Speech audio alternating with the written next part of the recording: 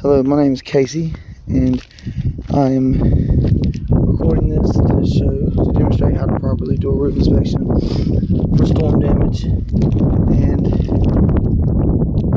what to look for before recommending a homeowner files a claim on their insurance company for wind or hail damages. What I'm here for is that barn. So they called me out to look at that barn for an estimate because they have a check from the insurance company already for that. So, and that's important too because homeowners that might be watching this, be wary of people that you did not call out to come to your house and tell you this kind of stuff, because they have every incentive to get you to file a claim and sign a piece of paper, and absolutely no incentive to be honest and conservative with their recommendations. So that being said, let's get on this.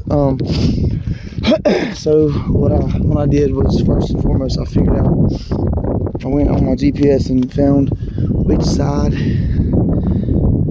which direction the north is, and what I found out was the north is facing in that direction, so the front left of the home. So that means there's really no storms that ever come in from the north side. But you can see the way this roof is sitting, it really wouldn't affect much. See, this is the north facing slope, but just a little bit this way we have the east, and the storm could have came this way, and then just a little bit this way we have the south or west, and the storm could have very easily came that way too and damaged the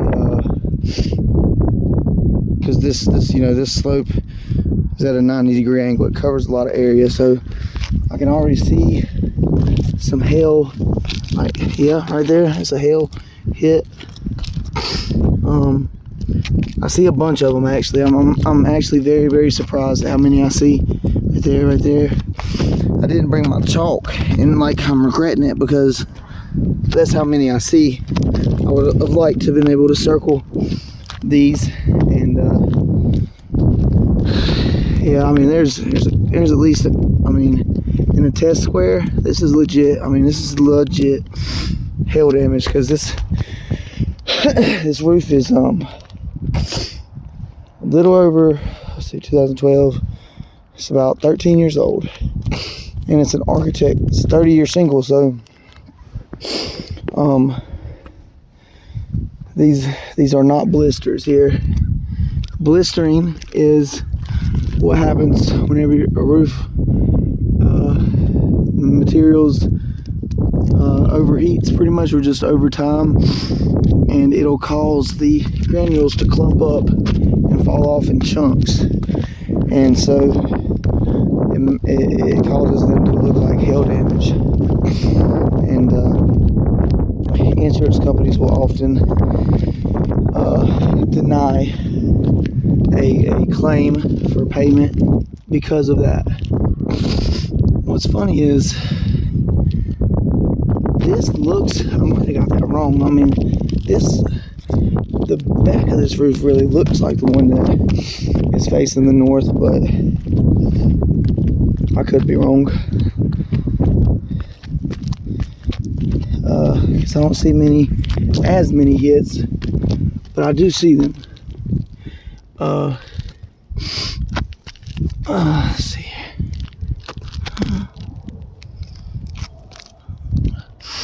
It's also like really shady today. It's really cloudy, so I wouldn't be surprised. I'm not surprised that it might be hard to for some of these indentions of hail damage to be all that visible.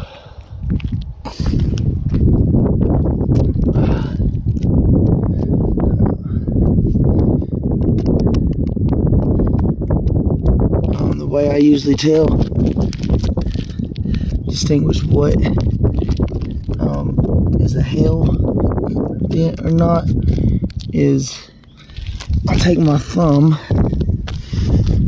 and I'll press it down to the suspected indentation, and if it conforms to my thumb, that means that the fiberglass matting has been damaged. That's a really good one, good example. This one's a little bit bigger, but that's a good example. As you can see, there's plenty more. So,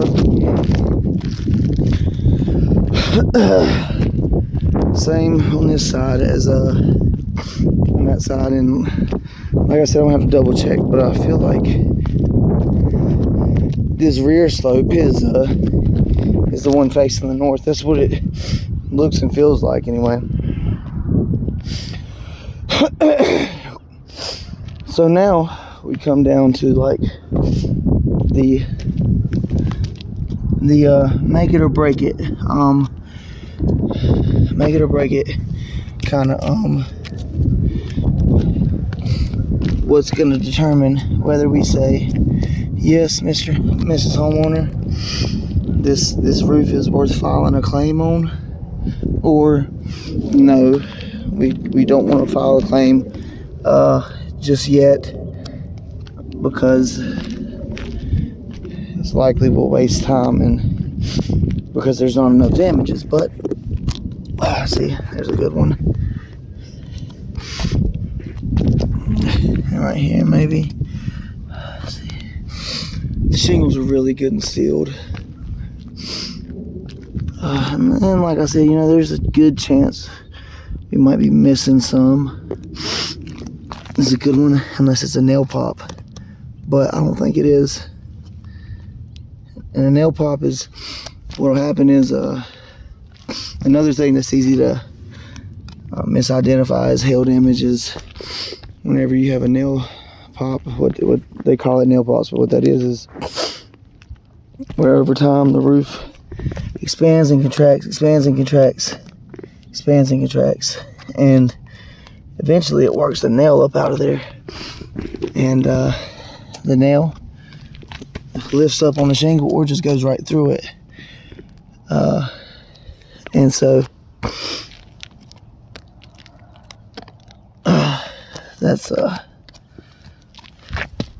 what a nail pop is. And so while it's trying to push up on the shingle, because of the expanding and contraction, it will take a few granulars with it, and it'll make it look like a hail dent. So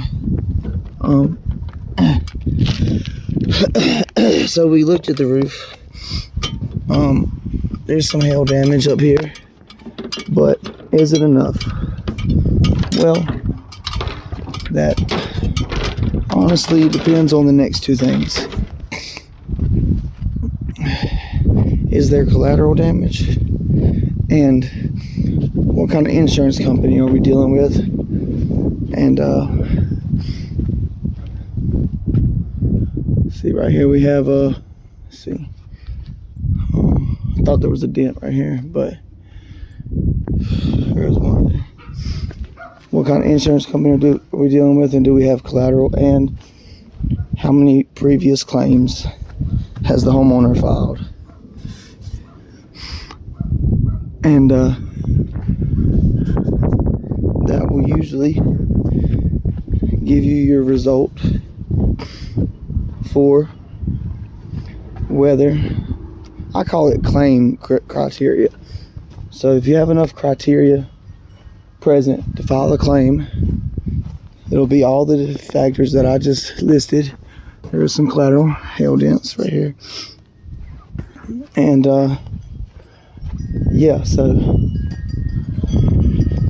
if this criteria is present enough, if there's enough of it right here to warrant filing a claim. Here's another one. Then should definitely recommend it. If I usually say that, you know, if there is an extremely likely possibility or chance that more money could be added to the claim that's already there, or that it could help supplement an outright out-of-pocket payment that would have to be paid for anyway, I'd recommend to file a claim, because there's nothing really to lose, and only if you don't think it's going to get all the way replaced, there's only something to gain. But if the case is that they don't immediately need a new roof, then